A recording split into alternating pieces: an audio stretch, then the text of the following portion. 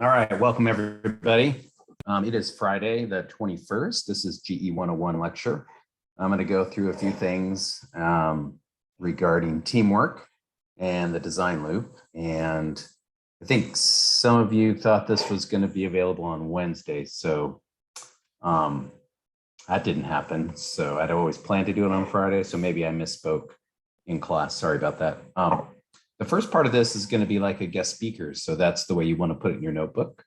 I'm just going to talk about me and my engineering background and what I do. So I would note that as a guest speaker, and then I'm also going to put up a link to another guest speaker. So you'll have two guest speakers inputs in your notebook. And good job, by the way, on your notebooks. Those look really good.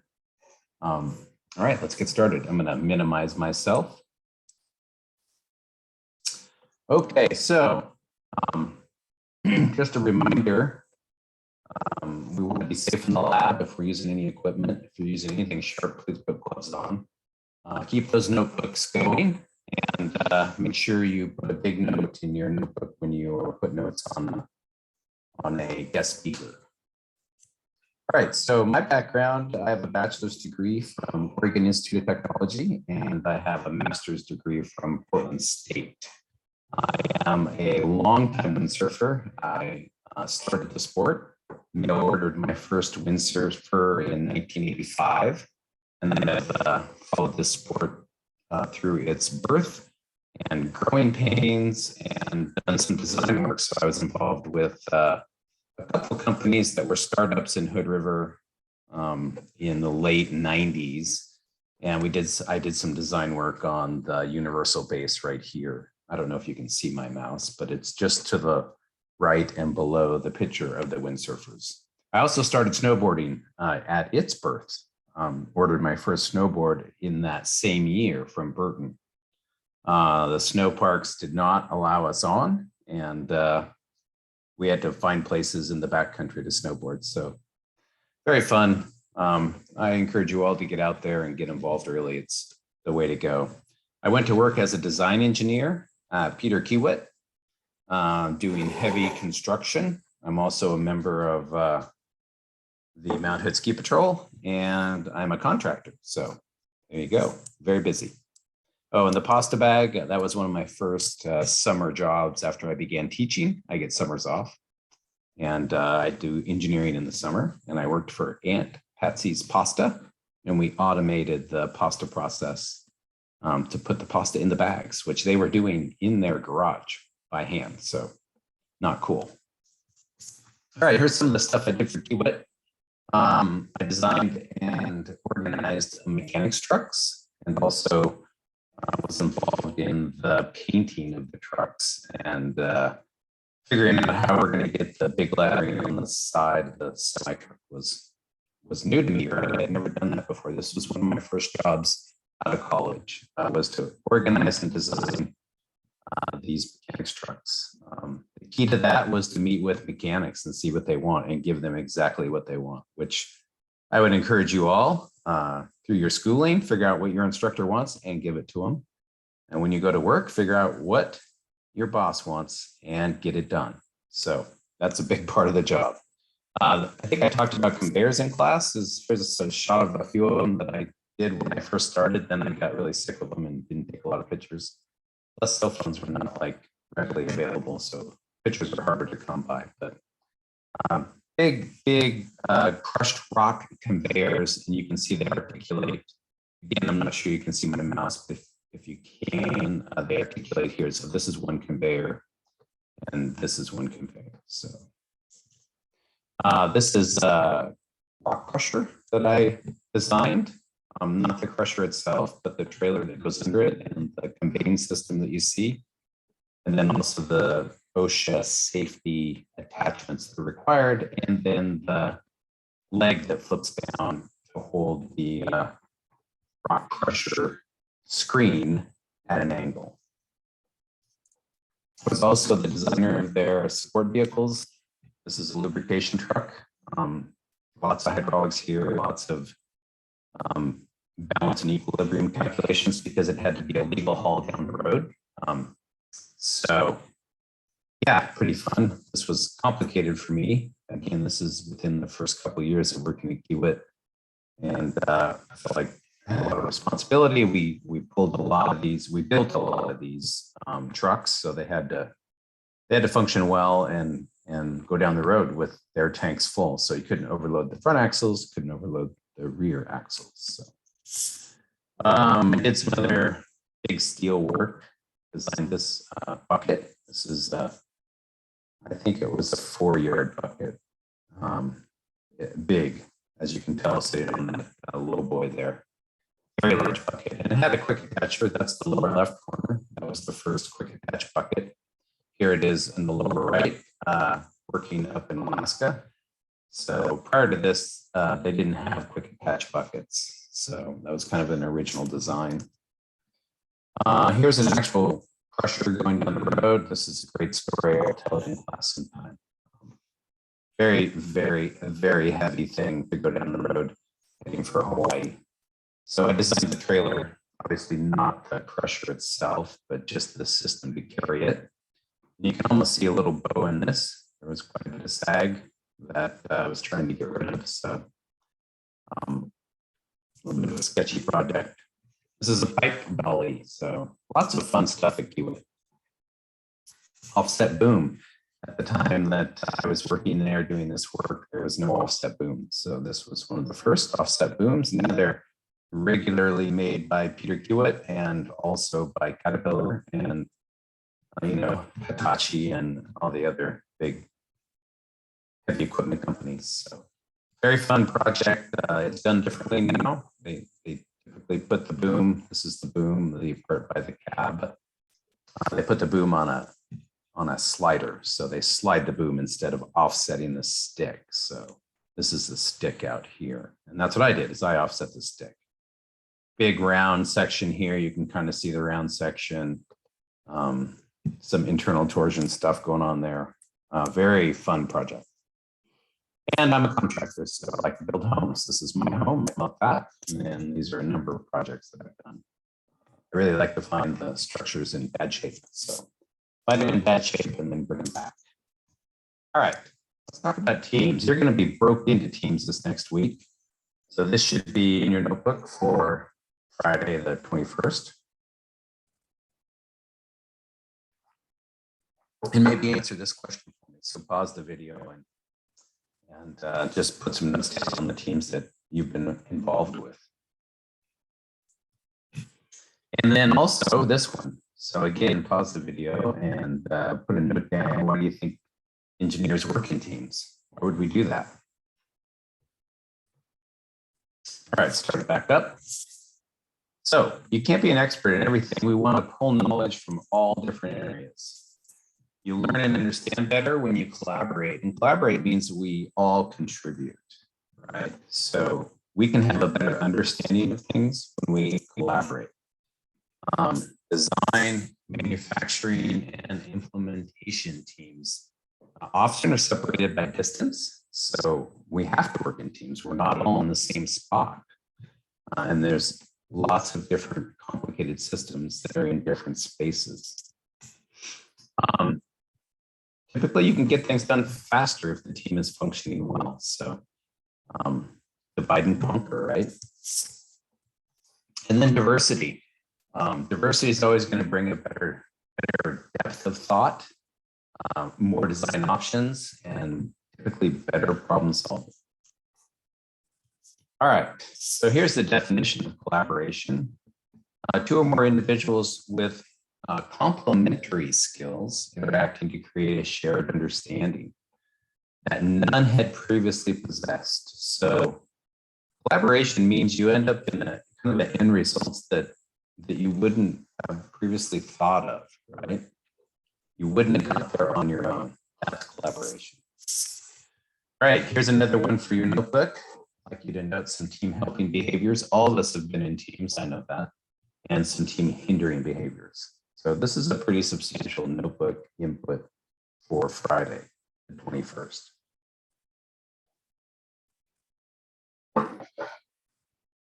All right, hopefully you got that down. I'll just go through a few things that successful teams do. A common goal, the common goal is not, should not be understated. If you're not all working towards the same solution, then your work is kind of wasting time. So make sure that the team understands what the challenge is, as many aspects as the challenge as possible, and then create your common goal. Like, what are we going to do? Leadership is always good. Members make unique contributions. Successful teams have very good communication. They're excited. Successful teams like what they're doing, right? And like each other. They're respectful. They do good planning. Let's talk about the basics of teamwork. So this is one of my favorite slides. I've used it for years. I do believe it's true. Just in life, right? Everything you've ever needed to know, you learned in kindergarten or at those early ages. So you can read through this. I think it's a little bit funny, but you know, flush the toilet, it's simple. All right, each team member should stay focused, help build the team, not break it down, communicate with each other, promote positive environment, work hard, be patient with each other, and don't expect perfection from your team members. None of us are perfect anywhere, so have realistic expectations. All right, so this kind of leads into project management. I'm not going to spend a lot of time on this part. I'm going to kind of just go through it. You can read through the slides. I think we all probably understand that, you know, to manage a project's a little different than just to be a member. So there's got to be management to a project, and there's got to be meetings. And I have a little bit of an issue with meeting just to meet. I would like to meet for a specific reason, and then I would like everyone to be prepared. So I spend a little more time on meetings because you all will meet, and if I can keep that as productive as possible, it's going to help you, at least give you some things to think about. When you meet, put on your best attitude. Don't whine and complain that you're tired or that you had a bad night. Start it off on a positive, high energy, ready to get something done attitude. Your behavior is huge in meetings. So it can impact the whole meeting itself. So think about that.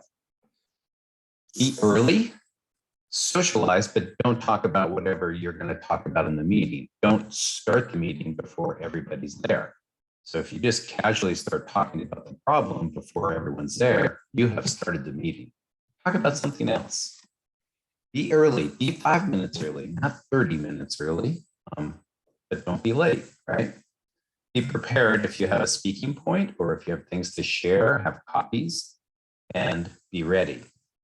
Probably the largest thing in meetings is listen. Listen to what others are saying, take good notes, and listen more than you speak.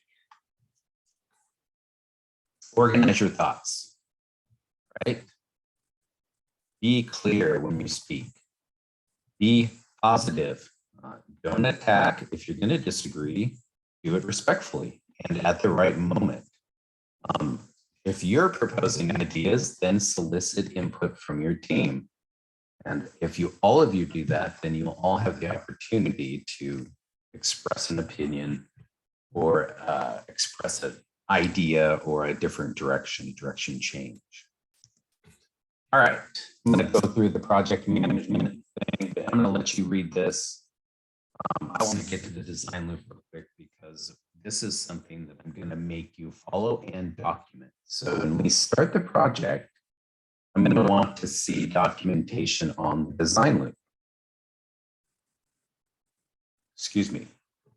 All right, so let's talk about it. This is the loop, right? And we're going to go item by item. So identify and define the problem. This is probably the most important part of the loop.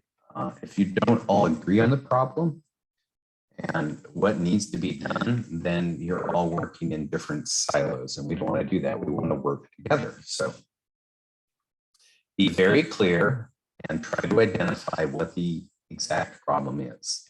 Keep it simple. Don't complicate the problem, okay? Then we want to work into brainstorming. So brainstorming is also part of research. So I would say research first, collect research on what's been done in the past. All engineers do that, and good engineers do it well. And then think about how your ideas or solutions can be not only different, but better than what's done in the past. This should be a time where there's lots of brainstorming and there's no critical input from anyone. You just let it flow. You might want to set up some boundaries for it, like let's keep it realistic. Let's remember what we're going to be building with. Let's remember our resources and our constraints, but then just let it flow, right? Just let it flow. Get lots of ideas down. All right. Then you're going to try to narrow those ideas into possible design solutions. Okay. And that means more than one solution, not just one, but many, it could be up to 5, 6, 7 possible solutions that you all want to explore, right? And then maybe a narrowing thing, based on time and energy and resources and all those things, you're going to have to do some narrowing. But this could save you a lot of time and a lot of money to spend extensive time here. All right, then we're going to go into model the solution and testing. Okay, refining checks the best solution. Refining is limited by resources such as time and cost. So refine those solutions, and then we're going to move to modeling. While we do this, the whole time we're communicating with each other about this process. Prototyping is model the solution. So after you refine your best solutions, then you're going to want to build some prototypes, right? Hopefully we get more than one prototype, but we will run out of time on our project. But in the real world, in the design world, sometimes we get, a few different prototypes that we want to explore. Maybe the overall system is pretty well defined, but maybe there's a subsystem that we'd like to improve or make better, or just kick out a couple of strong ideas that we had, right? So we want to test those. So that's what prototyping is all about, is testing. Testing the solution. We want to do lots of tests. The more testing, the higher probability that you'll be successful, right? You just get more reliability in your system. So test those prototypes, and then the loop continues. Around and around, refine, generate some ideas, some more new solutions, maybe specific subsets of the problem need to be tweaked, not working so well. Create some new models, and then loop, loop, loop, loop, many times as you can. I'm going to want to see at least 2 solid loops. All right, that's it. Sorry if you thought this was on Wednesday. You have it now.